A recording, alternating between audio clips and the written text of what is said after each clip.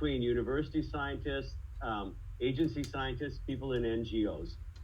The study began in 2020 when we had a meeting, and of course, California that year had experienced over 4 million acres of fire burned. And in the historical period where we have any kind of records, that really blew things off the chart. And we'll see that in a second. In terms of area burned, simply looking at acreage or hectares burned. But there was a lot of discussion in the public and amongst policymakers and others of what was going on in California. And it was a kind of a dichotomy between, well, it's climate change, or it's poor forest management. And someone said it was poor water management at some point. So there was a kind of, within the public and even within, practitioners, questions about what was going on. And we thought it would be useful to sort of do a stock taking, the state of the knowledge, and look at the different things that could be going on. Climate, forest management, invasive plant species, ignition sources, historical factors, and sort of say, what do we think? What do we see as an unbiased, impartial scientific view from a consensus of scientists? And so you can see the number of scientists there. We have 19 or so people involved in it. They represent foresters, they represent ecologists, they represent climate change scientists, integrated climate landscape modelers, policy people, folks who are working with indigenous peoples, a wide range of perspectives on this, all of us taking a look at the same question. And all of these folks are associated with the Southwest Climate Adaptation Science Center. And so I'm nominally the lead author on this, and I don't want to say it was like herding cats. Everybody was focused on getting this done. We underestimated how long it would take. As I said, we started in the end of 2000, but people really contributed really well to this. So, and it is available from the International Journal of Wildland Fire, fully peer-reviewed study, very well-respected International Journal on Wildland Fire, and it's open access. And you can see the link there, and if you need the link, I can send it to you. And so we invite people to download it, look at it, disseminate it. And the cover picture is from the 2018 Woolsey fire out here in Ventura County. And that's one I was personally evacuated from. And that was a picture I took while doing some news coverage of that fire. Okay, and then I need to advance my screen. There we go. Okay, so the first thing we asked is simply, well, what is actually going on? If we look at where we have really reliable CAL FIRE data on, for instance, number of fires or annual area burned, is there a trend? Is there something that's going on? And we took the period 1980 to 2020. 1980 is pretty well recognized as an inflection point in climate change, but it's also a horizon where we had really good data, we felt, from CAL FIRE.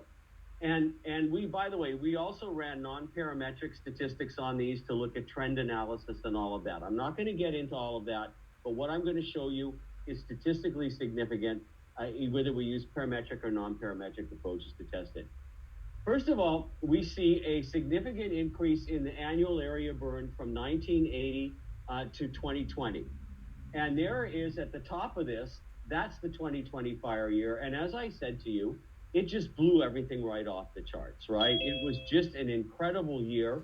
But even if we remove that, we would still have a significant trend over the last 40 years of increasing annual area burned in the state of California.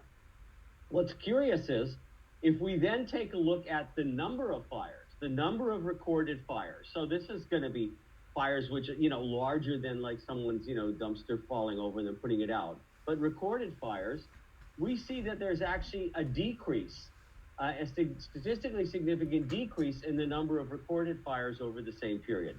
So we're having more of California burned, and large fires are responsible for a greater and greater proportion of that as we move forward into the 21st century.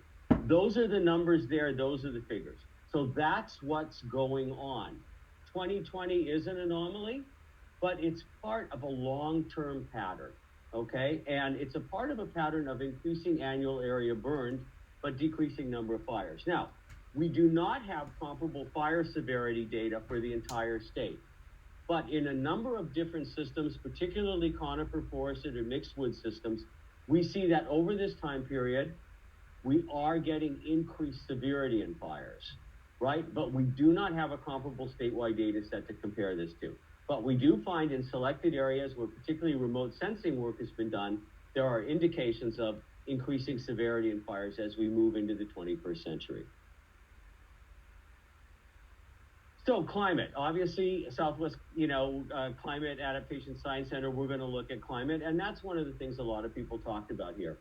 And if we take a look at annual temperature over the same time period, what we see for the state of California taken as a whole, we have an increase in significant increase in mean annual temperature as we go forward from 1980 to 2020. So climate is changing. There is a long-term pattern of that, and again, that's a significant trend, and you can see the regression there for illustration. The other variable we looked at is vapor pressure deficit. Vapor pressure deficit is a measure then of what's the air pressure of water vapor in the air versus the amount of water vapor that air could actually hold in the vapor state. It's a particularly good measure because it really relates very well to the drying of vegetation, stomatal conductance and the loss of water, or the drying of dead fuel. So it's been found to be a really excellent metric for the drying of fuels. And it's used in greenhouses, it's used in agriculture. A lot of you will know a lot more of this than I do, but it's an important measure. It's been found then that it has a good statistical significantly relationship with fuel conditions and with fire behavior, not just in California, but throughout the Western United States. And there are good reasons, physical reasons why that would be. If we look at vapor pressure deficit, so how dry the air is using this measure, we see it's a really strong upward trend. So yes, temperature has been going up, but vapor pressure deficit has also been going up, which means we have a drier air, more conducive to drying out of fuels and of vegetation, which of course produces the potential for a more severe, more difficult to fight fires, as does of course these higher temperatures. If we then take a look then we regress annual area burned against mean annual temperature or vapor pressure deficit, we see that we again have statistically significant relationships. With temperature, in our analysis, not quite as strong as vapor pressure deficit, very strong relationship with vapor pressure deficit. So as we've moved through the 21st century, we're seeing that we're getting warmer temperatures, drier air, greater annual area burned, and in a number of cases, greater severity of fires. Analysis of how anthropogenic greenhouse gases might be affecting this all suggests maybe 70% of more of the drying out and the warming that we're seeing in the Western United States as a whole is because of increasing greenhouse gases as we move into the 21st century. So there's been a number of climate model experiments which suggest this is not natural variability. This is being driven by increasing greenhouse gases for a large extent, not 100%, but for a large extent. So that's sort of overriding the entire state, right? This is going on in every system that we have. We're seeing these changes in temperature and these changes in vapor pressure deficit. Now, there have been other studies which have also said you could just take temperature and you can explain most of what's been going on in California and the West. Absolutely true. Add vapor pressure deficit. It's also a really excellent explanatory variable. But that's not the only thing that we saw. We also see, particularly in coniferous forest systems, and this would be along the Sierras and the northern part of the state, moving out of, for instance, coastal sage and chaparral vegetation or Mojave Desert vegetation, increased fuel loading. And the increased fuel loading, this is going from the early 20th century through to, again, 2020. It has a number of different factors, right? One would be, if we go really back into the 19th century, the removal of Native American cultural burning and ignition, management of forests using fire for various purposes by Native peoples, which declined precipitously after the mid to late 19th century. So we removed an ignition source, which in some systems would have kept, fuels, lower fuels, finer fuels, things like that, down to a minimum.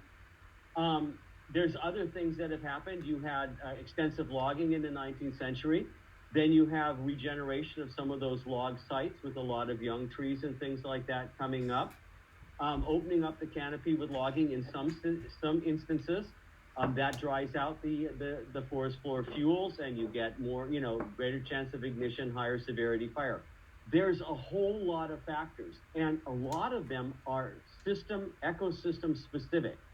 So you can't take a look at this pattern in chaparral, right, or maybe oak woodland savanna, and compare it to what's going on in the Klamath Mountains, where you have mixed conifer forest, or on the west slope of the Sierras.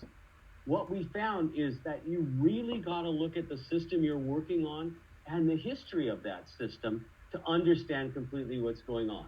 These are some photos from Lhasa National Forest, just showing, generally same site, 1925, 1993, 2008, and then by 2013, the whole thing burns down. But you can see the intensification of the fuel in there from the period, particularly from 2025 to 1993 and 2008.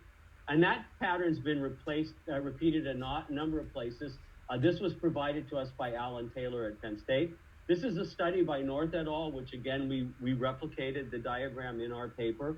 This is showing relative stand density in 1911 and 2011 from a pine mixed conifer, a xeric mixed conifer, and a mesic mixed conifer forest in California. And these, you see the big increases in the bulbs here?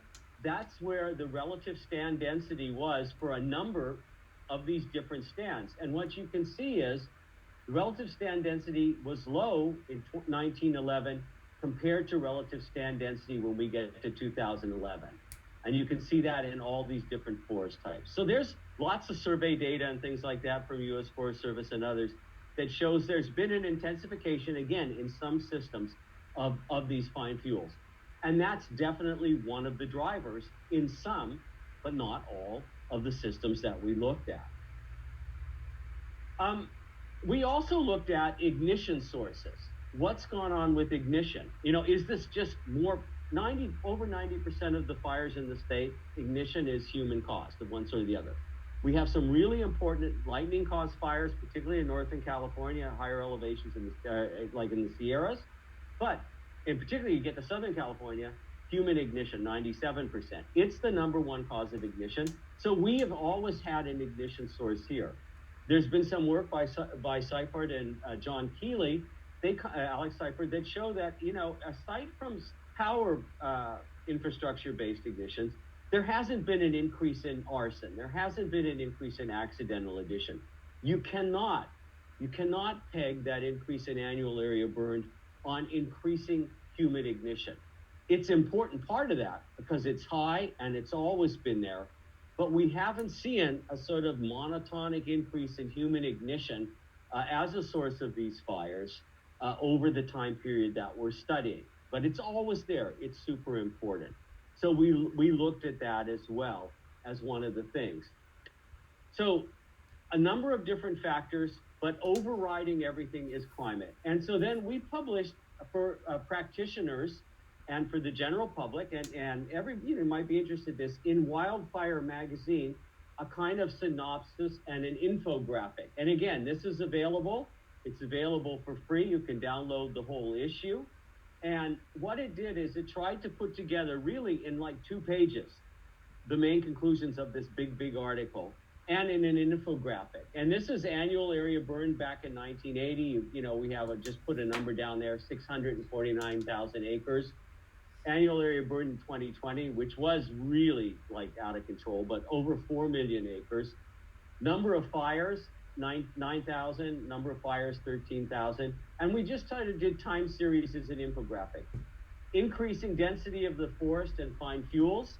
Also contributing to this is, of course, mortality due to things like bark beetle, giving you dead fuel. The number of fires is more or less decreasing.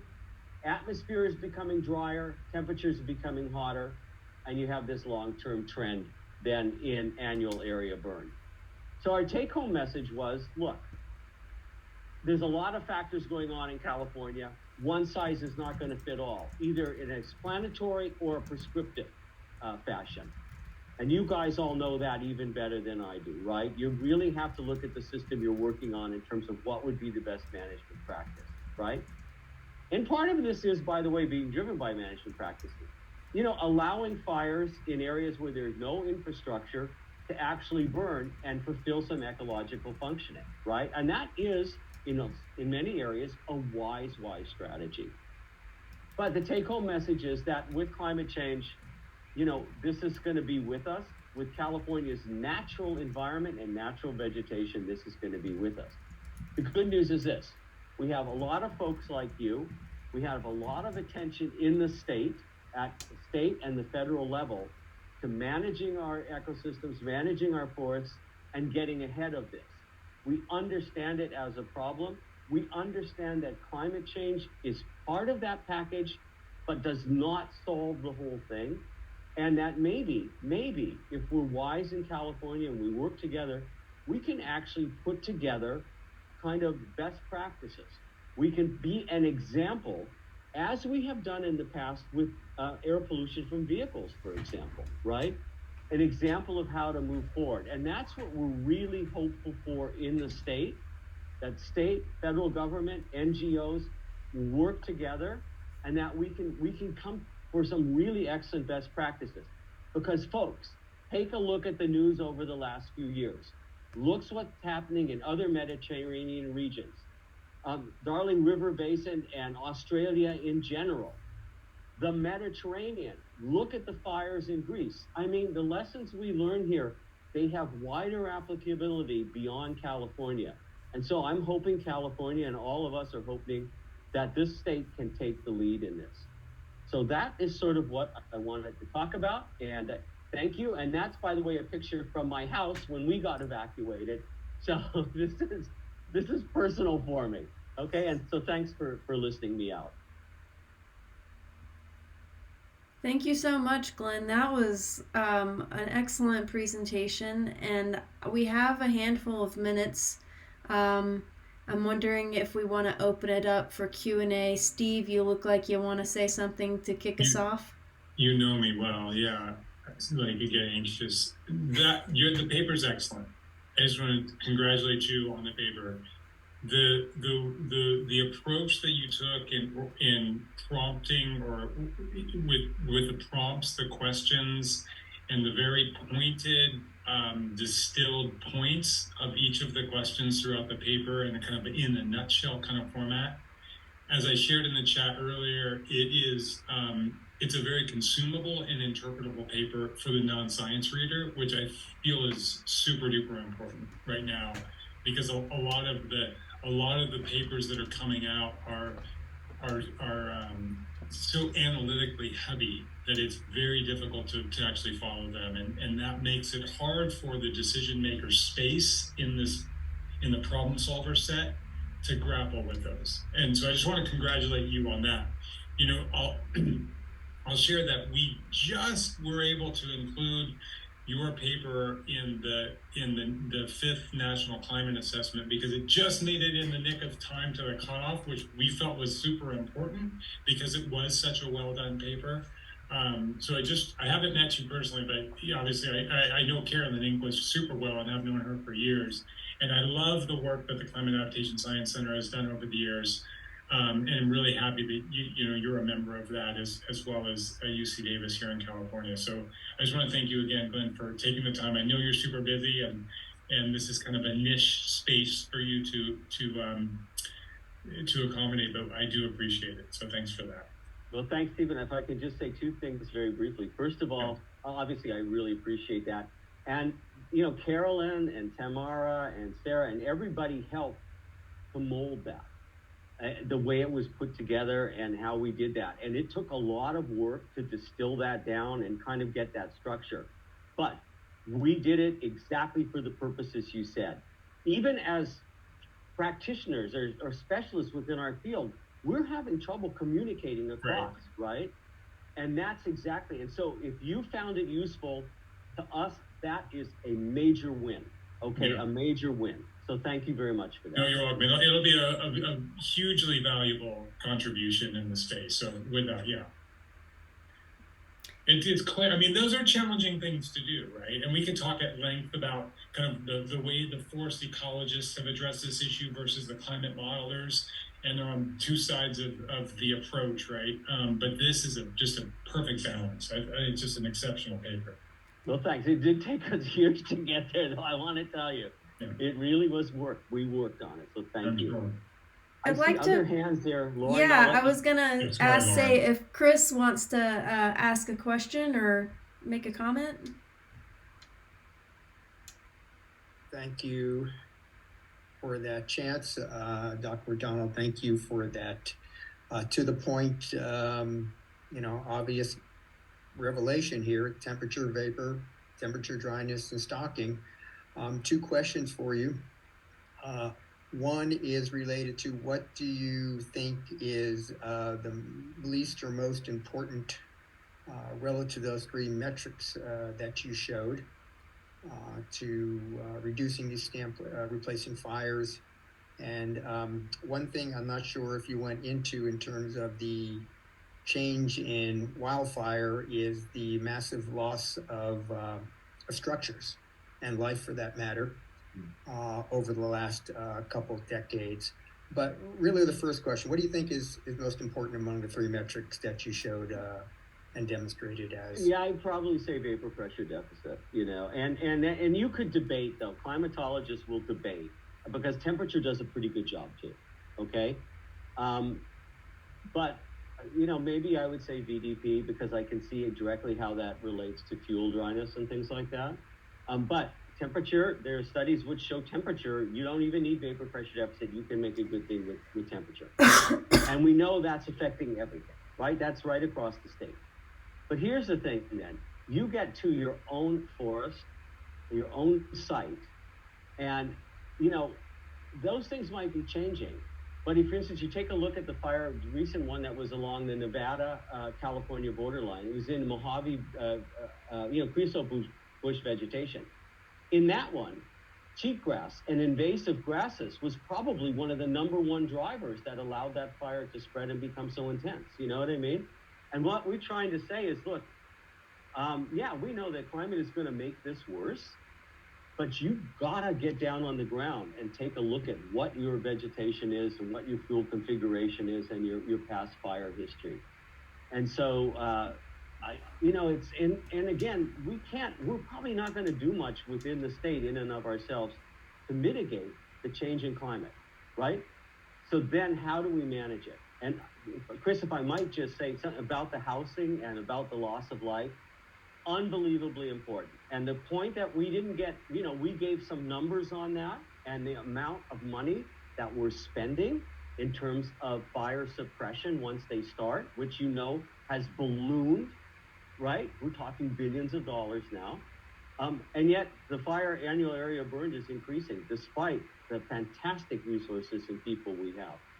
We basically have said, look, you really have to look at fire hardened buildings. You have to look at your planning. You're going to have to live with this. And so putting communities and structures in harm's way, it's just, we're going to have to take a different approach. I don't know what exactly that approach is going to be. And again, it's going to be very geographically specific. But thank you for that. Yeah, thank you. I want to acknowledge that we are at our hour, or a half hour. We're at the end of the meeting officially. So if you do need to transition, please feel free to hop off. Glenn, if you have more time, a few more minutes. I'm happy to stick around a little bit. We would certainly appreciate it. I do have a question, and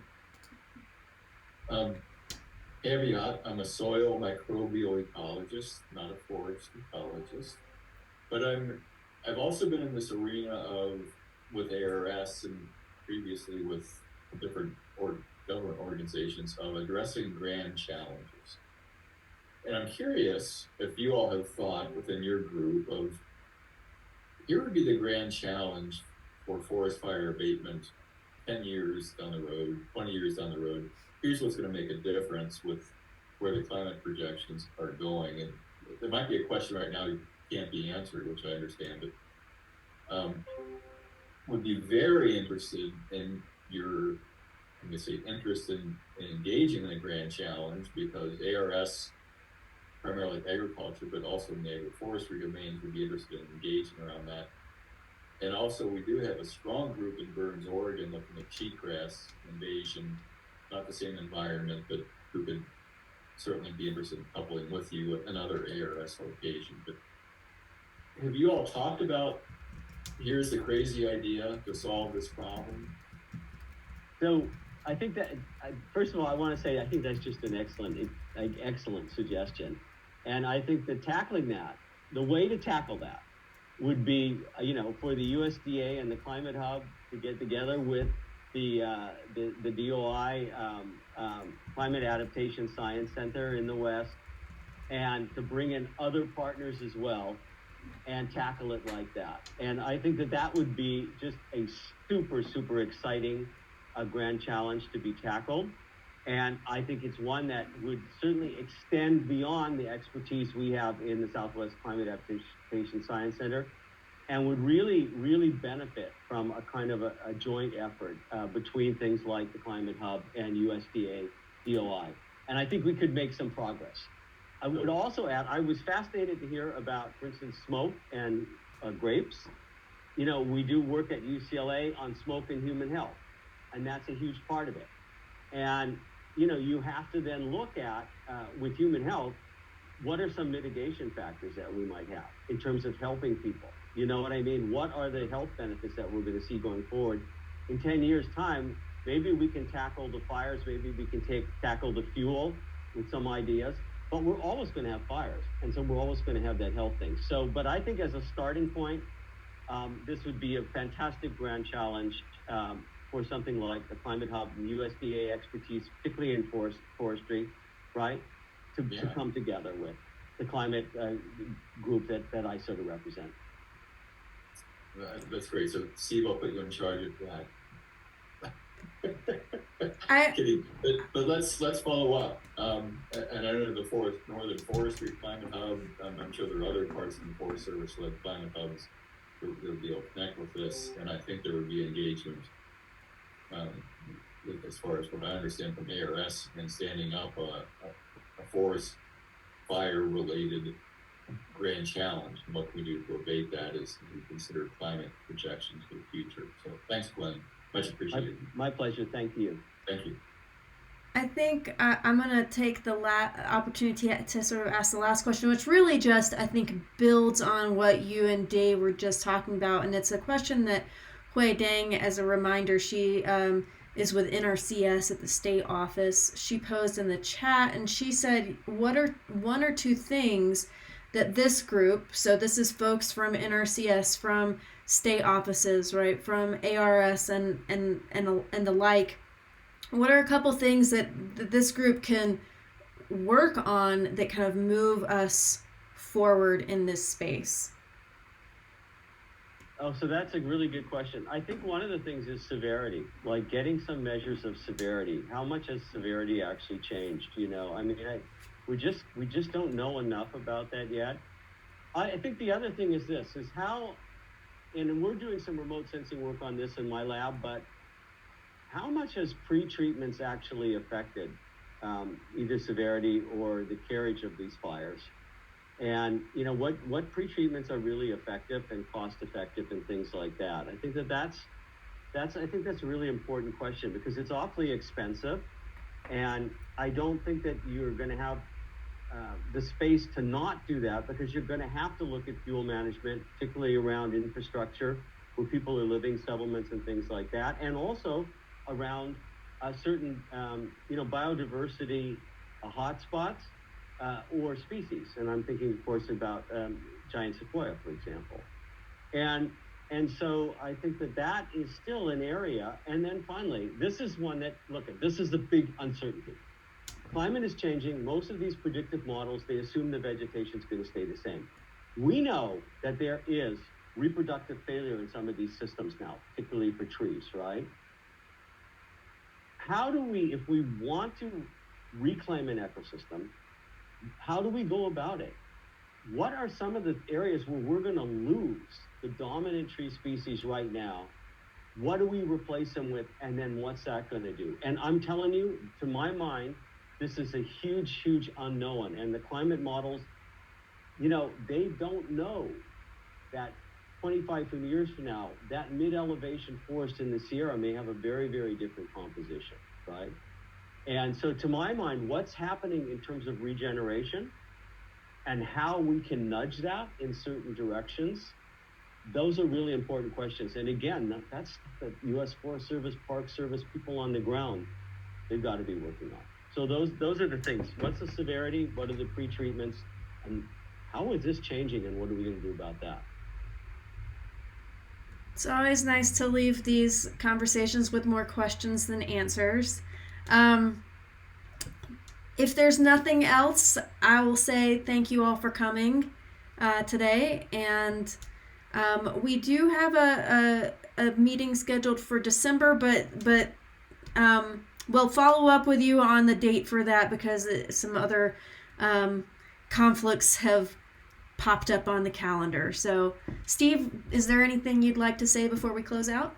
No, I just want to thank you again, Glenn, for your work and taking the time with us. Obviously, it's, you know, one of the most important issues of our time. And, you know, just as you showed the photograph of your evacuation from your home, it's hitting someone we know very directly.